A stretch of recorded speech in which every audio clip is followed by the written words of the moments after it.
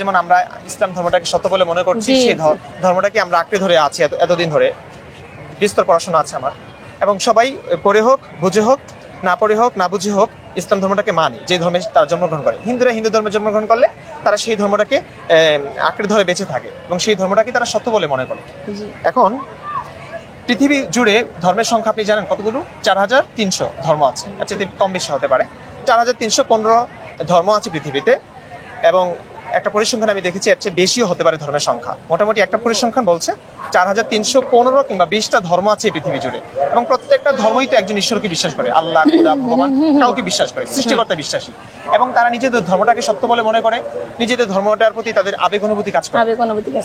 এখন আমাদের ইসলাম ধর্ম অনুসারে আমাদের ধর্ম ছাড়া অন্য যে কোনো ধর্ম কিন্তু মিথ্যা, তাই না? আমাদের কাছে মিথ্যা। হ্যাঁ, আমাদের কাছে মিথ্যা। এইখানে সে আরেকটা কোরআন বিরোধী কথা বললো যে ইসলাম ধর্ম অনুসারে আমাদের ধর্ম ছাড়া সকল ধর্ম মিথ্যা। না, ইসলাম ধর্ম অনুসারে এই কথা মোটেই সত্য না।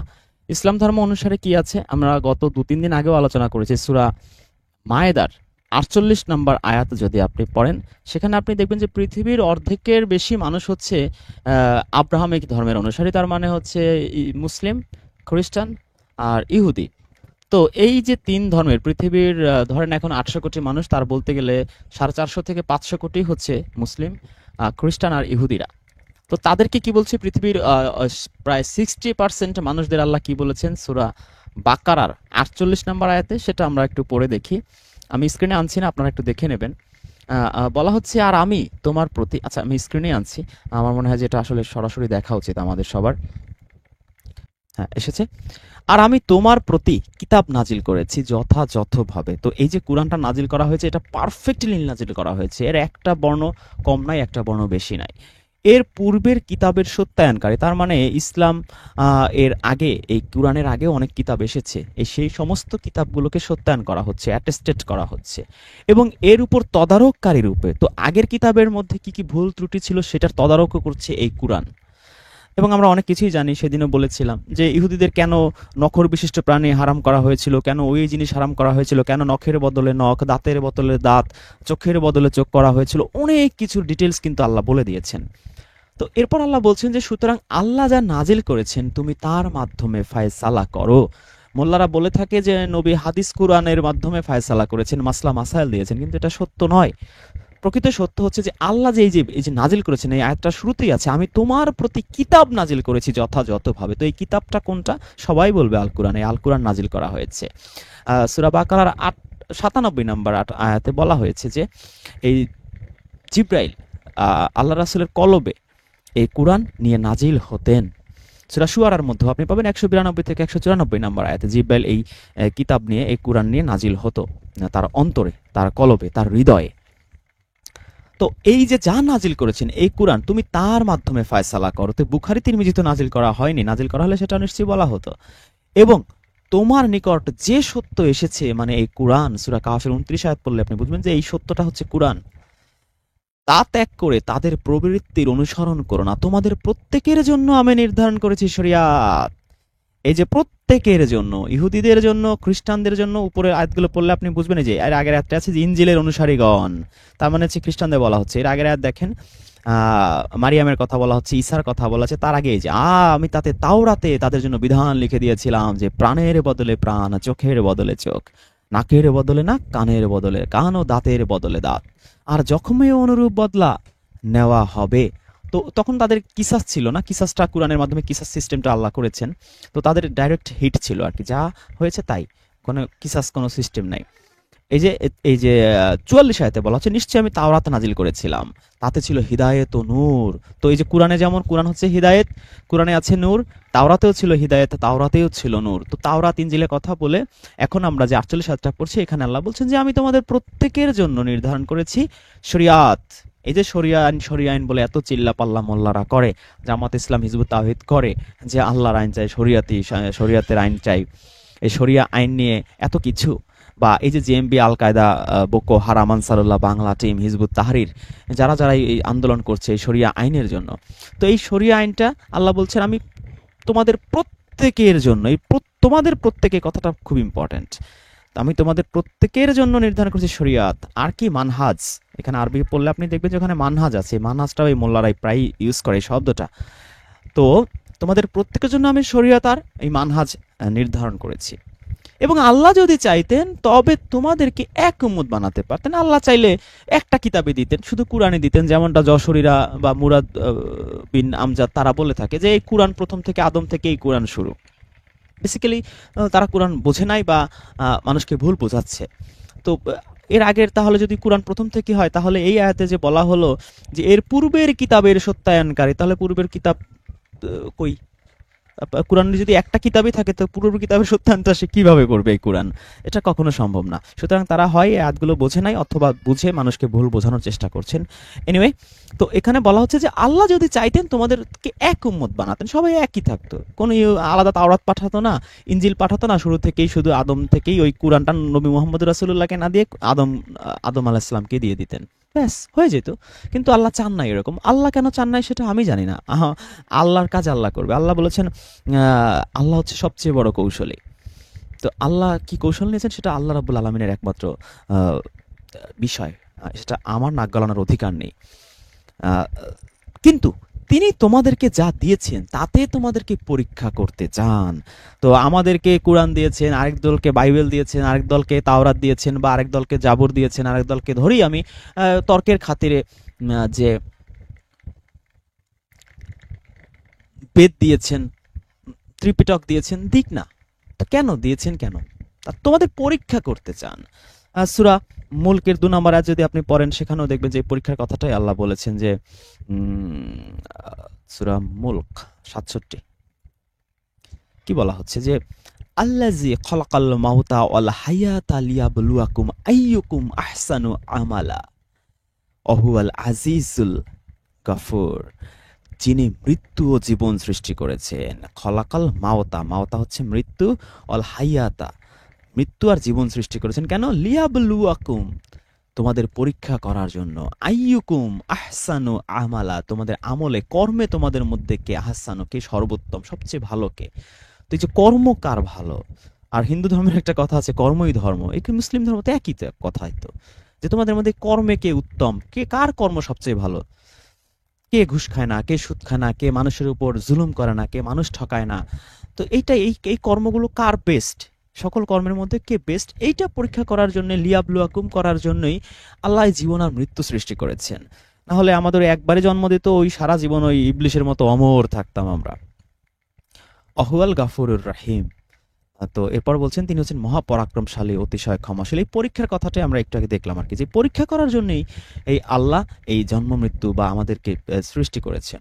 তো এখানেও আল্লাহ রাব্বুল আলামিন সূরা মায়েদার 48 আয়াতে এখানেও সেই পরীক্ষার কথাটাই বলছেন, যে যাতে তোমাদের পরীক্ষা করতে পারেন, তিনি তোমাদেরকে যা দিয়েছেন তার মাধ্যমে তোমাদের পরীক্ষা করতে চান। সুতরাং তোমরা ভালো কাজে প্রতিযোগিতা করো। তো আমাদের কাজ কি? এই হিন্দুর সাথে মারামারি, ইহুদির সাথে মারামারি, বৌদ্ধর সাথে মারামারি, খ্রিস্টানের সাথে মারামারি, তুই মুরতাদ, তুই কাফের, তুই জাহান্নামী জাহান্নামী জাহান্নামী, এগুলো বলা না। আমাদের কাজ হচ্ছে ভালো কাজে প্রতিযোগিতা করা। একটা ইহুদি যদি, কোটিপতি ইহুদি যদি তার জীবনে সঞ্চিত অর্থের 90% দান করে, আমি চেষ্টা করবো 95% গরিব মানুষকে বিলিয়ে দেওয়ার জন্য। বা একজন যদি 50% একজন খ্রিস্টান দান করে দেয়, আমি চেষ্টা করবো 55% মানুষের জন্য দান করার জন্য। সে যদি তারা যদি একটা হসপিটাল করে মানব কল্যাণে, আমি 2টা হসপিটাল করব। তারা যদি মানব কল্যাণে একটা স্কুল বানায়, আমি 2টা স্কুল বানাবো। আমরা কম্পিটিশন করব। আমাদেরকে আল্লাহ অর্ডার দিয়েছেন কম্পিটিশন করার জন্য। আমাদেরকে আল্লাহ তুই জাহান্নামী জাহান্নামী বলার জন্য আমাদেরকে অর্ডার দেন নাই। তো আমরা কোরআন পড়ি না, তো এই কারণে আমাদের এই বিষয়গুলো জানা নেই। কোরআনে কত চমৎকার করে আল্লাহ রাব্বুল আলামিন বলছেন কথাগুলো। এরপর আল্লাহ আমাদের মনে করিয়ে দিচ্ছেন যে মাস্তানি টাস্তানি যাই করো, হ্যাঁ আল্লাহর দিকেই তোমাদের সবাইকে ফিরে আসতে হবে, তোমাদের সবার প্রত্যাবর্তন। অতঃপর তিনি তোমাদেরকে অবহিত করবেন যা নিয়ে তোমরা মতবিরোধ করতে। এই যে আমাদের নবী সর্বশ্রেষ্ঠ, ঈসা নবী লো লেভেলের নবী, বা ঈসা নবীর যারা অনুসারী, খ্রিস্টানরা বলবে যে ঈসা হচ্ছে সর্বশ্রেষ্ঠ, সে বিনা বাবায় জন্ম নিয়েছে, সে একেবারে জন্মের দোলনায় বসে সে কথা বলতে পারতো, সেখান থেকেই সে নবী। তোমাদের নবী তো নবী হয়েছে 40 বছর বয়সে, সে একেবারে বাইবন, সে নবী। নবী হওয়ার আগে, পৃথিবীতে আসার আগে তাকে নবী হিসেবে ঘোষণা দেওয়া হয়েছে। জিব্রাইল তো তোমাদের নবীর অন্তরে তাওরাত নিয়ে নাজিল হইতো, আর জিব্রাইলের মাধ্যমে তাকে শক্তিশালী করা হয়েছে, সেই কথাটা পর্যন্ত বলা হয়েছে। এবং তার মায়ের কাছে জিব্রাইল এসেছিল, সেই সেই মাধ্যমেই তার জন্মটা হয়েছে। তে মৃতকে জীবিত করতে পারতো, তোমাদের নবী পারতো? সে অন্ধকে, জন্মান্ধকে সে চক্ষু দিয়ে দিতে পারতো, তোমাদের নবী পারতো? আসমান থেকে খাবার এনে সে সাহাবীদের খাইয়েছে, তোমাদের নবী পারতো?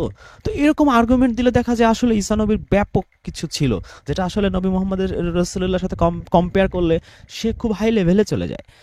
আবার মুসা নবীর ক্ষেত্রেও তো বিশাল ব্যাপার স্যাপার, জন্মের আগে থেকেই সে নবী বলতে গেলে, তার তার মায়ের সাথে আল্লাহ ইলহাম করে কথা বলেছেন ওকে এই করে দাও, সেখান থেকে টেক কেয়ার শুরু করেছেন একেবারে জন্মের পর থেকে। তারপর থেকে সবকিছু আমরা জানি, কোরআনে সবচেয়ে বেশি কথাই আছে মুসা নবীকে নিয়ে। ইব্রাহিম নবী, তাকে আল্লাহ ডাইরেক্ট খলিল বলেছেন, বন্ধু বলেছেন। যদিও আমরা বলি যে হাবিব মোহাম্মদ রাসূলুল্লাহ হচ্ছেন আল্লাহর হাবিব বন্ধু, কিন্তু এই হাবিব মোহাম্মদ রাসূলুল্লাহ এই কথা কোরআনে কোথাও নাই, এটা ম্যানমেড। অথচ এই বন্ধু, অন্তরঙ্গ বন্ধু, খলিল শব্দটা ইব্রাহিমের সাথে আল্লাহ যুক্ত করেছেন, এবং ইব্রাহিমকে জাতির পিতা প্লাস জাতির নেতা, ইমাম নির্ধারণ করেছেন তিনি। এটা স্পষ্টভাবে বলা হয়েছে, অন্য কোনো নবীকে নিয়েই কি কথা বলা হয়নি। কিন্তু অ্যাট লাস্ট তিনি কি বলেছেন? আল্লাহ রাব্বুল আলামিন আমাদের একটা কথাই বলেছেন যে লা নুফাররিকু বাইনা আহাদিম মির রাসূলি, রাসূলদের নিয়ে আমরা যেন কোনো পার্থক্য না করি। ঈসা শ্রেষ্ঠ না মুহাম্মদ শ্রেষ্ঠ না মুসা শ্রেষ্ঠ না ইব্রাহিম শ্রেষ্ঠ, এই ডিফারেন্সিয়েট আমরা যেন না করি। এটা হচ্ছে আল্লাহর অর্ডার, আমরা সেটাই করব যদি অ্যাজ এ মুসলিম, যদি আমরা নিজেদের মুমিন দাবি করি। সূরা বাকারার 285 আয়াতে সেটা স্পষ্ট এবং ক্লিয়ার, 136 আয়াতেও তাই। তাহলে আমরা দেখলাম যে আমাদের ভালো কাজে প্রতিযোগিতা করতে হবে। তো সকল ধর্মের মানুষ জাহান্নামী, এই কথাটা কি এখানে আছে? না, নাই। আমরা যদি এই মায়েদারি 69 নম্বর আয়াত দেখি, সেখানে দেখি আমরা কি বলা হচ্ছে, যে যারা ঈমান এনেছে, নিশ্চয়ই যারা ঈমান এনেছে, তো ঈমান আনলে কি সে জান্নাতি না? আল্লাহ কি বলছেন? ঈমান আনছেন, ভালো কথা। এবার বলছে যারা ইহুদি হয়েছে, তো সে ইহুদি সাবেই, ধরেন ভিন্ন ধর্মের, সে ধরে হতে পারে সে হিন্দু, হতে পারে বৌদ্ধ, হতে পারে অন্য যে কোনো, যে বললো মুফতি ইমরান যে 4000 ধর্ম, আমি ধরলাম সেই 3996টাই হচ্ছে এই সাবেই গেল। তো 3996টা সাবেই, আর 97 নাম্বার হচ্ছে এই খ্রিস্টান, 98 নাম্বার হচ্ছে ইহুদি, সরি এই 99 নাম্বার হচ্ছে ইহুদি, আর 4000 নাম্বার হচ্ছে এই মুসলিম, মানে নিশ্চয়ই যারা ঈমান এনেছে। এই 4টা গ্রুপ, 4000 ধর্ম হয়ে গেল। এবার আল্লাহ কি বলছেন? তাদের মধ্য থেকে আপনি যে ঈমান আনছেন, মুসলিম হয়েছেন, আপনি লা ইলাহা ইল্লাল্লাহ বলে মুসলিম হয়ে গেছেন, no, you are not going to জান্নাহ এট অল। এটা আনলেই হবে না। আরেকটা সূরা তওবায় আছে যে তোমরা কি মনে করেছো যে আমরা ঈমান এনেছি এ কথা বললেই তোমাদের ছেড়ে দেওয়া হবে, তোমাদের পরীক্ষা করা হবে না? সুতরাং এই ঈমান এনেছি বললেই, লা ইলাহা ইল্লাল্লাহ একবার বললেই সে জান্নাতি, তাহলে তো ফেরাউনও জান্নাতি হয়ে যায়। ফেরাউনও তো মৃত্যুর আগে লা ইলাহা ইল্লাল্লাহ বলেছিল। আল্লাহ কি বলেছেন জবাবে? ও আচ্ছা, এখন বললে আর কাজ হবে না। এরপর কি বলেছেন আল্লাহ? যে ঈমান এনেছে আল্লাহ। এখন আল্লাহ বলতে আমরা শুধু মুসলিমদের আল্লাহ মনে করি, রাম কৃষ্ণ তারা হচ্ছে হিন্দুদের আল্লাহ, ঈশ্বর হচ্ছে খ্রিস্টানদের আল্লাহ, জিহোবা হচ্ছে ইহুদিদের আল্লাহ। তো এইভাবে আমরা ডিফারেন্সিয়েট করি, কিন্তু সেটা বানী স্টাইলে আল্লাহ কি বলেছেন? সুন্দরতম নাম সমূহের অধিকারী আল্লাহ, সুতরাং তাকে সেসব নাম ধরে তোমরা ডাকো। তো আল্লাহর সুন্দর সুন্দর যত নাম আছে পৃথিবীতে, এগুলো আল্লাহর। কেউ যদি আল্লাহকে মনে করে যে সুন্দর নাম হচ্ছে ঈশ্বর, সেই ঈশ্বর নামে ডাকলে কোনো সমস্যা নেই। আমি অন্তত দেখি না, হয়তো আপনি আমার সাথে দ্বিমত করতে পারেন, কিন্তু আমার কমন সেন্স আমাকে বলে যে আমি দেখি না। যদি কেউ মনে করে যে পৃথিবীর সবচেয়ে সুন্দর নাম হচ্ছে কৃষ্ণ বা ঈশ্বর বা ভগবান বা গড, আই ডোন্ট থিঙ্ক এটা কোনো বড় কোনো অপরাধ। কারণ আল্লাহই বলেছেন সুন্দর সুন্দর নাম। যেই হিন্দু সৃষ্টিকর্তাকে রাম নামে ডাকে, সে নিশ্চয়ই ওই নামটা তার কাছে অসুন্দর মনে হলে ডাকতো না।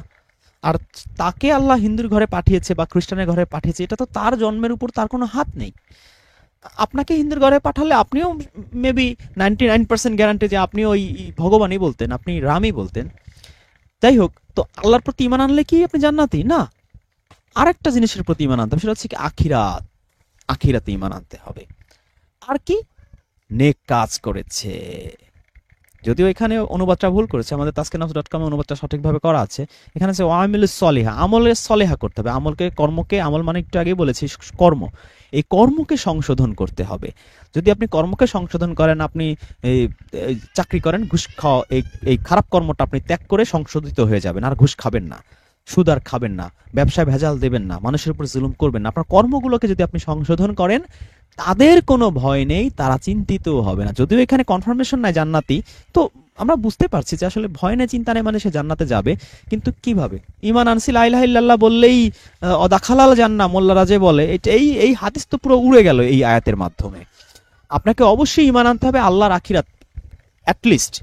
আর সবচেয়ে ইম্পর্টেন্ট যেই জিনিসটা যেটা আপনার জান্নাতকে সুনিশ্চিত করবে সেটা হচ্ছে আপনার কর্মকে সংশোধন করতে হবে। এবং সূরা আরাফের ৮-৯ নম্বর আয়াত পড়লে আমরা জানি হাসরের মাঠে আপনার নেকির পাল্লা যদি আপনার হালকা হয়ে যায় আর পাপের পাল্লা ভারী হয়ে যায়, আপনি যত বড় আলেম ওলামা আন্তর্জাতিক খ্যাতিসম্পন্ন মাওলানা হয়ে থাকেন না কেন, কোনো মাফ নাই, আপনাকে you have to go to hell. সুতরাং এই যে মুফতি ইমরান বলল যে মুসলিমরা বাদে সবাই জাহান্নামে, সে যে ডাহা মিথ্যা কথা বললো এবং সে যে কুরআন পড়ে না, এটা আমরা এই সূরা মায়দা 69 আয়াত, সূরা বাকারা 62 আয়াত পড়লে আপনারা বুঝতে পারবেন। কি